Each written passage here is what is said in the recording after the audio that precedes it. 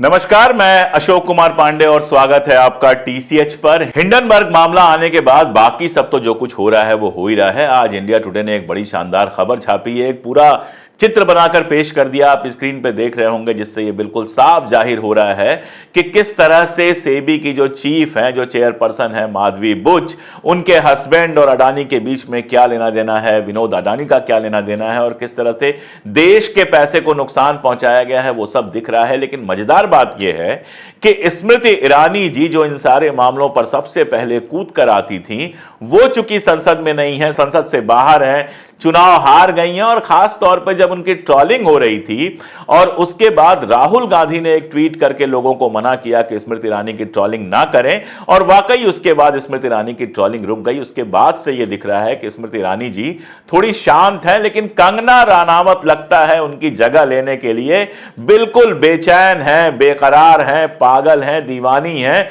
उनको लग रहा है कि बस अब मेरी जिम्मेदारी है राहुल गांधी को ट्रोल करना, मैं स्मृति ईरानी की जगह ले लूंगी और मिनिस्टर बन जाऊंगी। यह अलग बात है कि अभी तो वो बहुत पीछे की सीट पे बैठती हैं, मिनिस्टर वगैरह बनने का कोई चांस नहीं है। लेकिन स्मृति ईरानी का अहंकार तो फिर भी तब जागा था जब उन्होंने अमेठी से सीधे चुनाव में राहुल गांधी को चुनाव हरा दिया था, 50-55 हजार वोटों से ही सही, लेकिन राहुल गांधी को कांग्रेस की जो ट्रेडिशनल सीट थी अमेठी की, वहां से स्मृति ईरानी ने हराया था। तो थोड़ा बहुत अहंकार तो समझ में आता है, लेकिन कुछ ज्यादा ही जब अहंकार हो गया तो वही अमेठी की सीट उनको हारनी पड़ी इस बार कांग्रेस के एक कार्यकर्ता से। लेकिन कंगना राणावत जो मंडी की सीट से जीत के आई हैं, बिल्ली के भाग्य से जो छींका टूटा है और वो एमपी बन गई हैं, अपना एमपी का जो कार्ड था उसको बड़े प्यार से दिखा दुलरा सहला रही थी, वो उनको किस बात का घमंड इतना हो गया है समझ में नहीं आता है। वो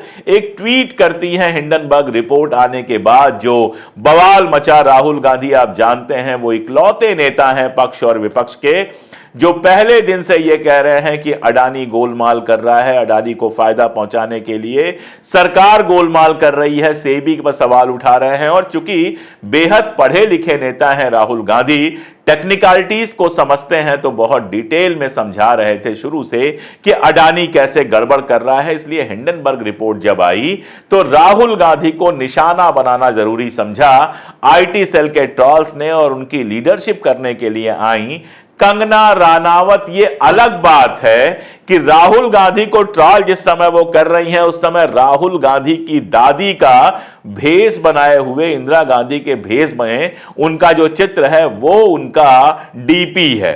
अब बेचारी क्या करें, लगातार फिल्में बनाती रही और फिल्में पिटती रही। मणिकर्णिका बनाई, पिट गई, और भी कई फिल्में बनाई, पिट गई। पिछली फिल्म की तो हालत ये थी कि लगभग रो रही थी, गा रही थी ट्विटर पे, फिर भी लोग देखने नहीं जा रहे थे। योगी आदित्यनाथ ने अपने मंत्रियों के साथ देख लिया, लेकिन जनता देखने नहीं गई। तो अब उन्होंने फिल्म बनाई है इंदिरा गांधी पर, इमरजेंसी पर। कांग्रेस का सहारा, बिना कांग्रेस के सहारे के तो 2 कदम चल नहीं सकती हैं। और इंदिरा गांधी जो वो बनी है, जिस रूप में वो बिल्कुल हास्यास्पद लग रही हैं, उस इंदिरा गांधी की डीपी बनाकर वो इंदिरा गांधी की नाती राहुल गांधी को ट्रोल करते हुए लिखती हैं कि राहुल गांधी आप जीवन भर विपक्ष में बैठने के लिए तैयार हो जाइए। राहुल गांधी को विपक्ष में बैठने से कोई दिक्कत नहीं है मैडम, राहुल गांधी विपक्ष में है और इस समय विपक्ष के नेता हैं। अगर पॉलिटिकल तौर पे कहिए तो आपकी औकात उनके आसपास भी नहीं है। अगर पॉलिटिकल तौर पे कहिए तो आप एक चुनाव जीत के पगलाई हुई हैं, वो 5-6 चुनाव जीत चुके हैं और अच्छे खासे वोट से जीत चुके हैं। दक्षिण से भी चुनाव जीत चुके हैं, वायनाड से, अमेठी से भी चुनाव जीत चुके हैं, और इस बार रायबरेली से शानदार वोटों से चुनाव जीत के आए हैं। आपके जो भगवान हैं मोदी जी, 1.5 लाख वोट से मुश्किल से जीत पाए, जिसके ऊपर सवाल उठ रहा है। लेकिन राहुल गांधी की जीत पर अभी तक आप कोई सवाल नहीं उठा पाए। अच्छे खासे 4-4.5 लाख वोट से रायबरेली जीत के आए हैं। कांग्रेस के सबसे बड़े नेता हैं इस समय, विपक्ष के सबसे बड़े नेता हैं, एलओपी हैं, पहली लाइन में बैठते हैं, आप बैठती हैं 7वीं 8वीं लाइन में। तो पहली बात तो यह कि राहुल गांधी के पॉलिटिकल पर्सोना के आगे आपकी कोई औकात नहीं है। यह बात मैं इसलिए कह रहा हूं कि जितनी भाषा आपकी गिर गई है उसी भाषा में आपको जवाब दिया जाना जरूरी है। दूसरी बात, राहुल गांधी जिंदगी भर विपक्ष में बैठेंगे, इसका मतलब एक चीज तो क्लियर है कि आप भी मानती हैं कि जिंदगी भर वो एमपी बने रहेंगे। आपके बारे में तो बहुत क्लियर है कि जब स्मृति ईरानी अमेठी से जीतने के बाद अगली बार इतनी बुरी तरह से चुनाव हार गई, तो आप तो मंडी के लोगों से आई कार्ड देखकर, आधार कार्ड देखकर मिलने का जो नाटक कर रही हैं, उसके बाद अगला चुनाव लड़ेंगी भी या नहीं लड़ेंगी इसकी भी कोई गारंटी नहीं है। बहुत सारे लोग, साध्वी प्रज्ञा भी आपकी तरह बहुत उछलती थी, बहुत डायलॉग मारती थी, राहुल गांधी से लेकर कांग्रेस पे आराम से टीवी पे बैठ के इतिहास का नाटक करती थी। वो प्रज्ञा ठाकुर इस चुनाव में टिकट भी नहीं पा सकी और अब हालत यह है कि भारतीय जनता पार्टी मध्य प्रदेश की मीटिंग्स तक में प्रज्ञा ठाकुर को नहीं बुलाया जाता है। आप जैसे लोग जिनको लगता है कि 2014 में देश आजाद हुआ था, वो देश की बात कर रहे हैं और देश की संपत्ति की बात कर रहे हैं। जितनी पढ़ाई लिखाई आपकी है, शायद आप 8वीं या 10वीं पास हैं, और जब आपके पिताजी ने आपको पढ़ने के लिए, प्रेशर बनाने के लिए हाथ उठाने की बात की, तो आपने पलट के हाथ उठाने की बात खुद स्वीकार की है। खुद आपने स्वीकार किया है कि आप ड्रग एडिक्ट रही हैं और पता नहीं क्या क्या आपने स्वीकार किया है, और जो नहीं स्वीकार किया है उसको छोड़ देते हैं फिलहाल। तो आपकी जो योग्यता है वो कहीं से इस लायक नहीं है कि राहुल गांधी पर आप सवाल उठाएं। दरअसल आपकी योग्यता तो इस लायक भी नहीं है कि मैं आप पर बातचीत करूं, लेकिन ठीक है, अब एमपी चुना गया है आपको, तो आपका जवाब देना जरूरी हो जाता है। तो आप अडानी, हिंडनबर्ग वगैरह वगैरह कुछ नहीं समझती हैं। सच्चाई यह है कि फाइनेंशियल मार्केट की आपकी नॉलेज जीरो है, लेकिन चूंकि आपके मोदी जी की जो जान है वो जिस चिड़िए में बसती है, उस चिड़िया का नाम अडानी है, तो आईटी सेल के साथ साथ आप भी कूद पड़ी। देशभक्ति और राष्ट्रभक्ति बताने में मैं आपको बता दूं कि आप ही की पार्टी का एक युवा नेता पकड़ा गया है नैनीताल बैंक से 17 करोड़ रुपए फर्जी तरीके से निकालकर, उसको हैक करके, नैनीताल बैंक की वेबसाइट को हैक करके 17 करोड़ रुपए निकालते हुए पकड़ा गया है। लेकिन उस पर आपकी या मोदी जी की जबान नहीं खुलेगी। वो जैसे राष्ट्रद्रोह है, वैसे ही अडानी का मामला भी राष्ट्रद्रोह है। आपको तो पता भी नहीं होगा कि गुजरात, जहां आपकी सरकार है, वहां गुजरात सरकार ने सीधे सीधे अडानी से कहा है कि 3000 करोड़ रुपए कोल के मामले में आपने हमसे एक्स्ट्रा पैसा लिया है, फर्जी बिलिंग दिखाकर, लेकिन आपकी जबान उस पर नहीं खुलेगी। हिंडनबर्ग रिपोर्ट को मारिए गोली, लेकिन जो डिटेल्स आई हैं उन डिटेल्स को देखकर कोई भी थोड़ा भी पढ़ा लिखा आदमी समझ जाएगा कि अडानी देश नहीं है, अडानी बेसिकली देश को लूट रहा है, और उस लूट को रोकने में जो उसका समर्थन कर रहे हैं वो भी उतने ही गद्दार हैं जितना अडानी हो सकता है। और चलिए मान लीजिए ये सारी रिपोर्ट झूठी है, फिर भी एक रिपोर्ट आई है, आरोप लगा है, तो फिर जांच क्यों नहीं हो रही है? ईडी पहुंच जाती है हेमंत सोरेन के घर और हाईकोर्ट, सुप्रीम कोर्ट कहता है कि उनके ऊपर जो आरोप लगे हैं बिल्कुल फर्जी थे और उनको छोड़ दिया जाता है। मनीष सिसोदिया को 17 महीने जेल में रखा जाता है, और उसके बाद हाईकोर्ट ईडी से सवाल करता है कि आप जो है इतने लंबे समय तक जेल में रख रहे हैं, अभी तक आप चार्जशीट तैयार नहीं कर पाए, और ईडी के पास जवाब नहीं है। विपक्ष का कोई नेता होता है, खट से ईडी पहुंच जाती है। अब आप लोग खबर चलवा रहे हैं कि ईडी राहुल गांधी के घर पहुंचने वाली है। वो ईडी जाकर एक बार अडानी से पूछताछ क्यों नहीं करती है? हर्षद मेहता के ऊपर ऐसे ही आरोप थे, शेयर मार्केट को आगे पीछे करके फायदा कमाने का।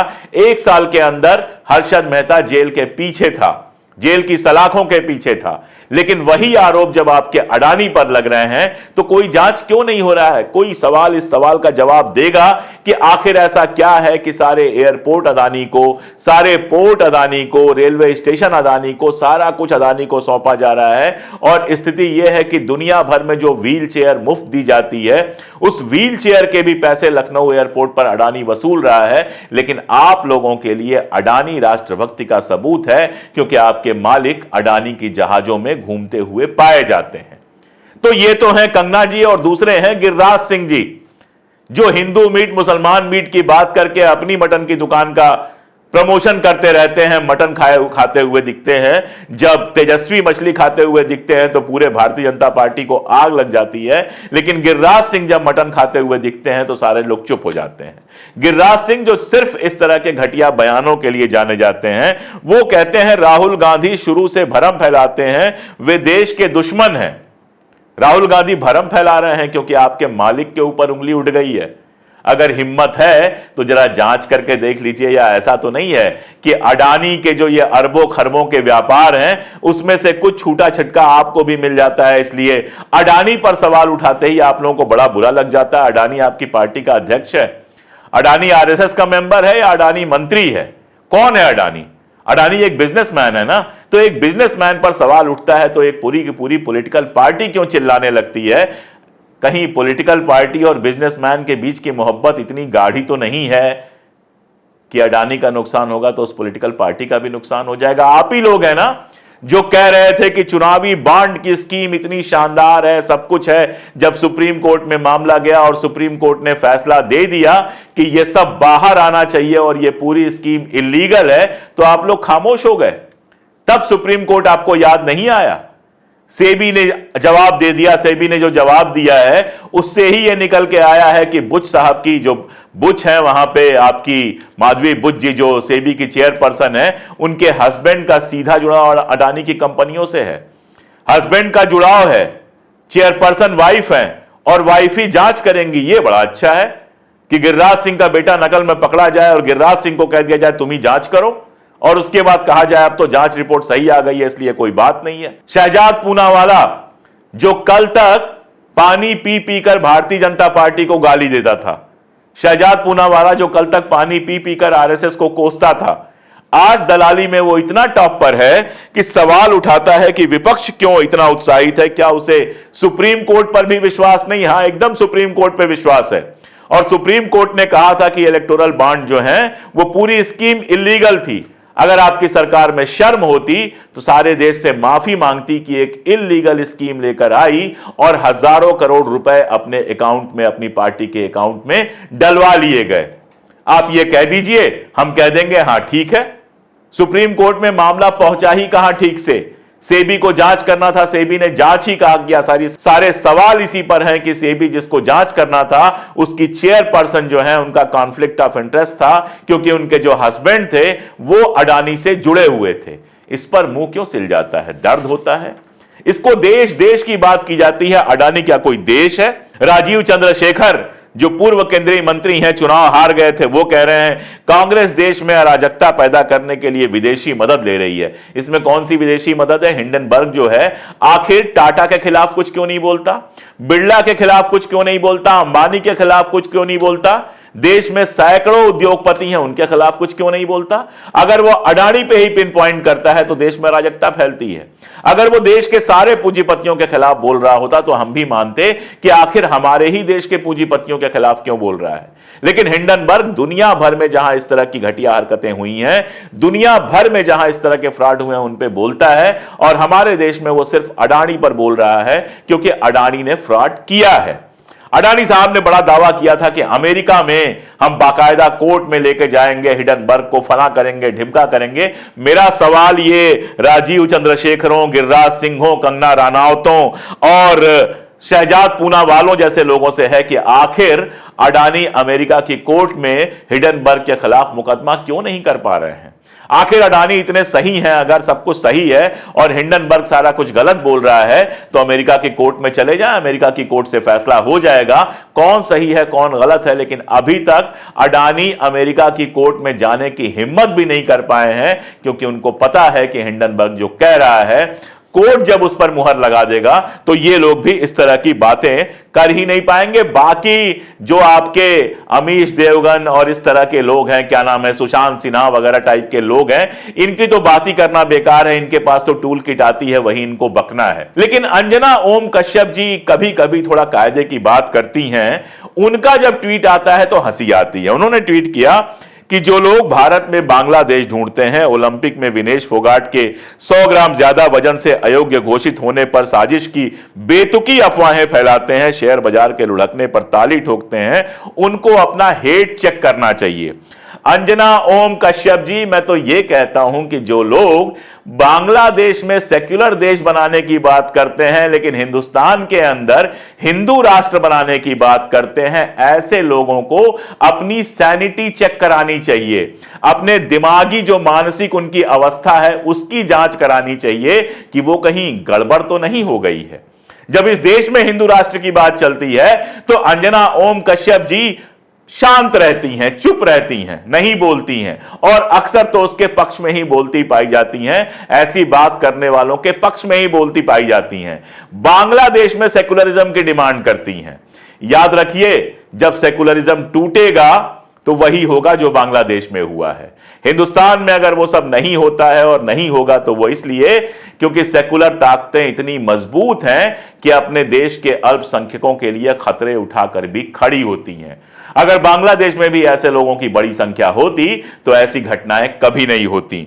आप बात करती हैं विनेश फोगाट की। आज पीटी उषा ने बयान देकर उनको अकेला छोड़ दिया कि उसके लिए वो खुद जिम्मेदार हैं। जिस लेडी ने 2 मुकाबले जीते, जो लेडी इस देश में गोल्ड की उम्मीद थी, उसका 100 ग्राम वजन एक्स्ट्रा कैसे हो गया? क्या उसकी जिम्मेदारी उस ओलंपियन टीम की नहीं है, उसकी सपोर्ट टीम की नहीं है, जिसको उसके खाने पीने सबकी जिम्मेदारी रखनी थी?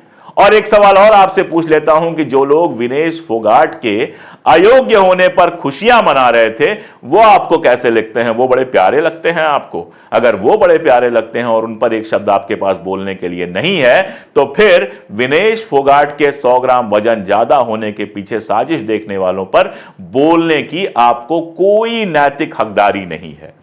ये नैतिक हकदारी आपको तब होती जब उनकी पूरी ओलंपिक सपोर्ट टीम की जांच की गई होती। जब मामला आईओसी में गया है तो उसमें सरकार ने उनको सपोर्ट किया होता। ये जांच की गई होती कि किसने उनको खाना दिया, ये जांच की गई होती कि वजन आखिर क्यों बढ़ा, आखिर जो उनके ट्रेनर्स हैं, जो सपोर्ट टीम है, वो क्या कर रही थी। और आप जानती हैं कि इस साजिश की बू क्यों आती है? क्योंकि विनेश फोगाट वो महिला खिलाड़ी हैं जिन्होंने ब्रजभूषण शरण सिंह के खिलाफ आवाज उठाई थी और आप सारे लोग थोड़ा दाएं बाएं करके चुपचाप खामोश थे। सरकार पूरी तरह से ब्रजभूषण शरण सिंह के साथ थी। और रहा सवाल शेयर बाजार के लुढ़कने का, तो मैडम शेयर बाजार जब लुढ़कता है, अडानी के अपराध की वजह से लुढ़कता है, तो इस पर खुश या दुखी होने की बात नहीं है। इस पर सवाल उठाने की बात है कि आखिर एक आदमी को इतना पावरफुल कैसे बना दिया गया कि उसके खिलाफ रिपोर्ट आती है और शेयर बाजार लुढ़कने लगता है। जब उसी शेयर बाजार में धोखा करके एक आदमी अरबों खरबों कमाता है, तब आपको दर्द नहीं होता। जब इलेक्शन के ठीक पहले मोदी जी और अमित शाह बयान देते हैं कि यह तारीख नोट कर लीजिए, शेयर बाजार बहुत बढ़ने वाला है, आपका अपना चैनल फर्जी एग्जिट पोल दिखाता है, घटिया एग्जिट पोल दिखाता है, जिसमें भारतीय जनता पार्टी को जीत मिलती है और आप पागलों की तरह चीखती हैं, और उसके बाद शेयर मार्केट धड़ाम से गिरता है, लोगों के अरबों खरबों रुपए डूब जाते हैं। उसकी जिम्मेदारी आपने ली है, यहां पर आप सबको ज्ञान दे रही हैं। आप और आपका चैनल और उस पर एग्जिट पोल करने वाले लोग जिम्मेदार थे जब शेयर मार्केट इलेक्शन रिजल्ट के बाद गिरा और लोगों के अरबों खरबों पॉकेट से बाहर निकल गए। कौन सा नैतिक हक है आपको लोगों से सवाल पूछने का? कौन सा नैतिक हक है आपको शेयर मार्केट पे बात करने का? आप ज्ञान देंगी? आपको जरूरत है कि आईने के सामने खड़े होइए, बगल में एक तरफ कंगना रनावत को खड़ा कर लीजिए, दूसरी तरफ गिरिराज सिंह को खड़ा कर लीजिए, शहजाद पूनावाला छोटा बंदा है उसको जाने दीजिए, और आईने में चेहरा देखकर आप लोग कहिए कि आप लोग देश के दोस्त हैं या देश की जनता के दुश्मन और देश के सेठ के दोस्त हैं। जब ये कर पाएंगी तब आपके समझ में आएगा कि किसको अपना हेट चेक कराने की जरूरत है और किसको अपनी सैनिटी चेक कराने की जरूरत है। मैं तो इतना ही कहूंगा कि आप मीडिया हैं, जो सामने सच दिख रहा है उसको दिखाने की हिम्मत रखिए, और अगर नहीं है हिम्मत तो खामोश रहिए। इससे ज्यादा कुछ कहने या सुनने की जरूरत नहीं है। और रहा सवाल कंगना रनावत का, तो उनकी अगली फिल्म भी निश्चित रूप से फ्लॉप होगी, हम सब जानते हैं। तब तक वो इंदिरा गांधी जी की फोटो लगाए रखें। इंदिरा गांधी जी की फोटो लगाने से उनका कोई पाप तो कम नहीं होने वाला है, क्योंकि उनका पूरा उद्देश्य उनको बदनाम ही करने वाला है। लेकिन इतना जरूर समझ लें कि अब फिल्मों में तो उनकी लाइफ खत्म हो ही चुकी है। अगर ऐसी ही घटिया राजनीति करती रहेंगी तो शायद अगले चुनाव में टिकट के लिए भी तरस जाएंगे। आज के लिए इतना ही, बहुत शुक्रिया।